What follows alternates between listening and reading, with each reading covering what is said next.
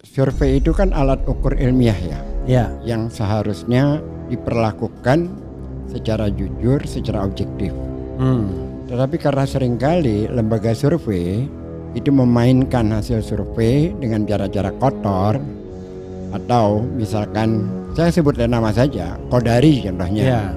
Itu kan makhluk yang paling buat saya Ya. nista. Karena dia itu menggunakan alat-alat ilmiah itu untuk bukan objektif, tapi malah untuk kepentingan kekuasaan.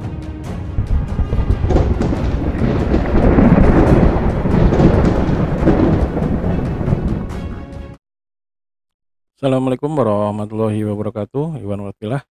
Pada video kali ini kita akan melihat kembali video podcast antara Bung Ges Khalifah dan Bung Refli Harun ya.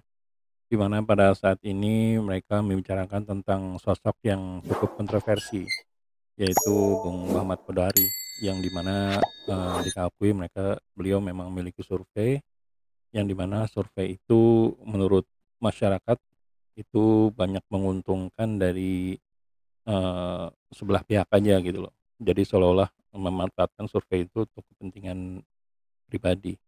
Yang bagaimana pembicaraan mereka sangat menarik sekali. Jadi kami harap jangan di skip, apalagi dilewatkan ya, karena memang videonya cukup singkat. Nah, bagaimana pembicaraan mereka? Mari kita simak videonya berikut ini.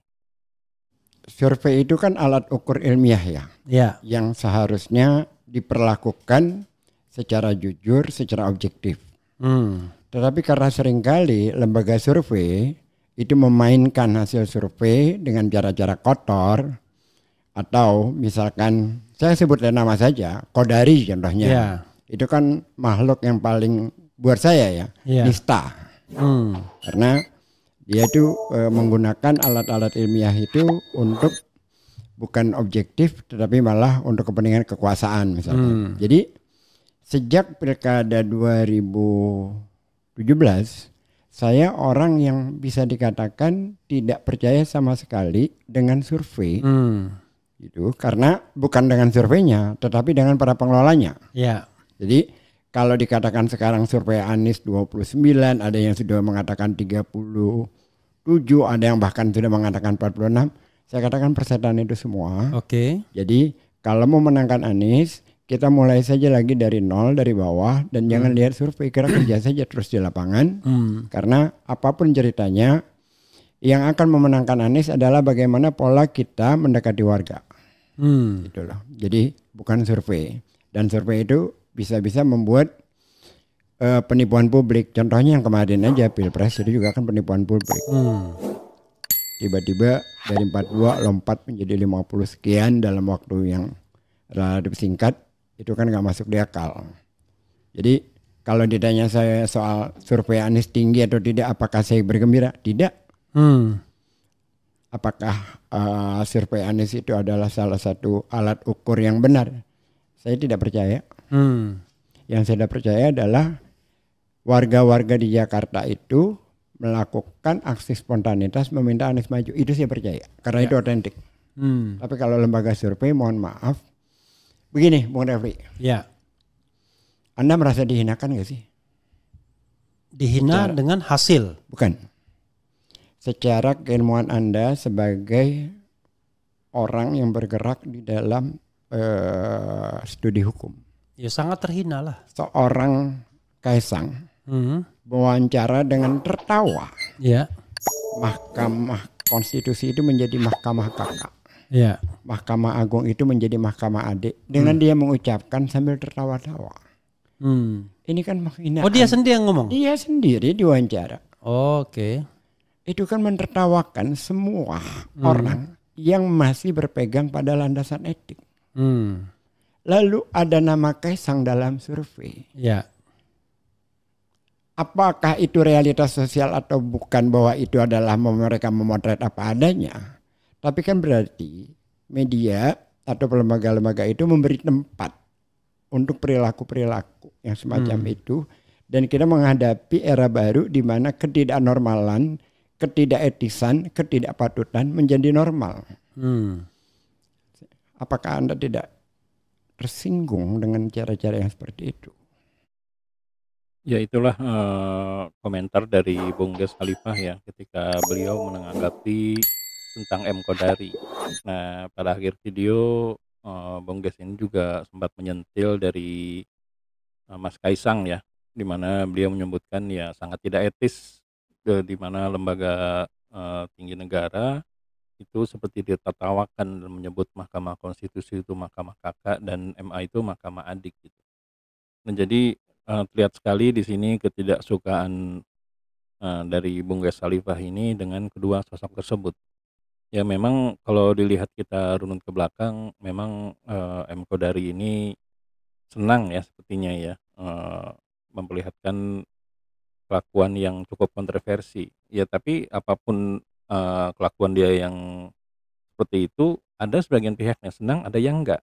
Dan terbukti sekarang ya apa yang dia keluarkan, dia itu sukses, ya berhasil ya. Di mana pada waktu beberapa tahun yang lalu dia menyebut, tahun 2024 ini kalau bisa kembali Jokowi dan Prabowo gitu. Dan memang akhirnya terjadi kerjasama tersebut gitu.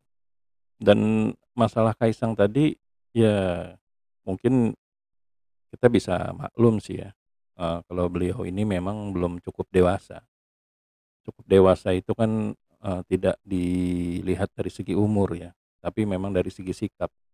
Nah inilah mengapa, ada undang-undang yang menyebutkan sebelumnya itu untuk maju sebagai seorang, gubernur atau seorang wali kota atau apapun itu memang dibatasi umurnya dan pada akhirnya kan semuanya itu dirubah ya dan inilah yang menyebutkan yang membuat beberapa pihak, termasuk dari PDI Perjuangan dan beberapa orang yang memegang teguh prinsip demokrasi, ini tidak suka dengan hal tersebut. Di mana perubahan, undang-undang yang di MK dan MA ini hanya diperuntukkan untuk, pihak kecil aja gitu loh. Nah jadi ya inilah politik gitu, kalau bisa kita sebagai seorang penonton, ya ikuti aja dengan asik, dengan riang gembira, dengan senang, dengan sambil tertawa.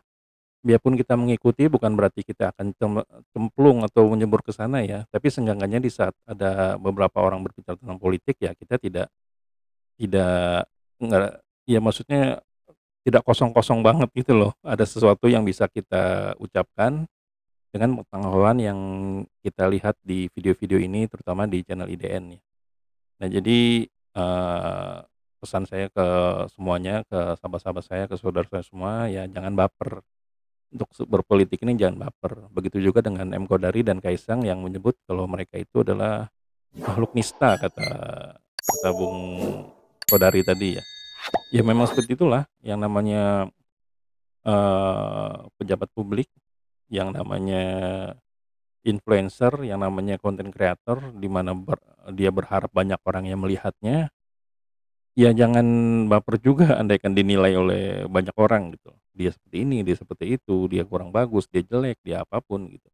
Ya jangan baper ya karena memang niatan mereka itu yang tampil di depan publik, jadi bersiap-siap untuk dinilai, masalah bagus atau enggak, ya terima-terima aja gitu. Karena memang itulah konsekuensinya bila kita memang, akhirnya memutuskan niat untuk tampil di depan publik. Begitu juga dengan Iden Project, bila memang ada kata-kata salah, silakan dinilai, silakan dikomentari. Lebih kurangnya kami mohon maaf. Wabillahi taufiq wal hidayah. Wassalamualaikum warahmatullahi wabarakatuh.